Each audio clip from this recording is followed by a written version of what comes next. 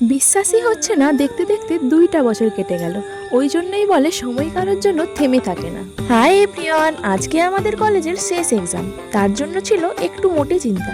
সকাল সকাল ঘুম থেকে উঠে আমরা রেডি হয়ে গেছি এক্সাম দিতে যাব বলে।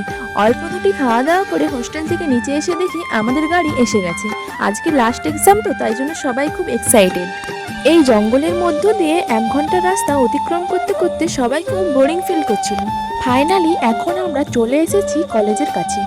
আজকে শেষবারের মতন কলেজের গেটটায় আরেকবার প্রবেশ করলাম।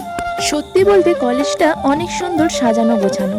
আর আমাদের সিট পড়েছিল সেবায়তন মহাবিদ্যালয়। আর আমরা এসে দেখি আমাদের আগে অনেকে এসে পৌঁছে গেছে কলেজে, এবং তারা মন দিয়ে পড়াশোনা করছে এক্সামের জন্য। কলেজের ভিতর প্রবেশ করতেই প্রথমেই দেখলাম একটা বড় অ্যাকোরিয়াম। এরপরে আমাদের এক্সামের টাইম হয়ে গিয়েছিল, আর এটা ছিল আমাদের এক্সাম হল। এক্সামের পর পাক্কা 3 ঘন্টা পরীক্ষা দিয়ে বেরিয়ে আসার পরে এই হচ্ছে বাইরের অবস্থা। আমার কেমন এক্সাম হয়েছে?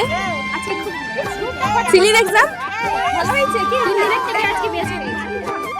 আজকে শেষবারের মতো এই কলেজের ড্রেসটা পরে আমরা কিছু ফটো আর ভিডিও তুলে নিচ্ছিলাম। আর হয়তো কোনোদিনও এই ড্রেসটা পরাই হবে না। ওই কলেজের সমস্ত কিছুকেই খুব মিস করব। খুব সুন্দর সাজানো গুছানো কলেজটা। ঠিক মতো কলেজটা ঘুরেও দেখা হলো না আমাদের ফটো আর ভিডিও তোলা চক্করে।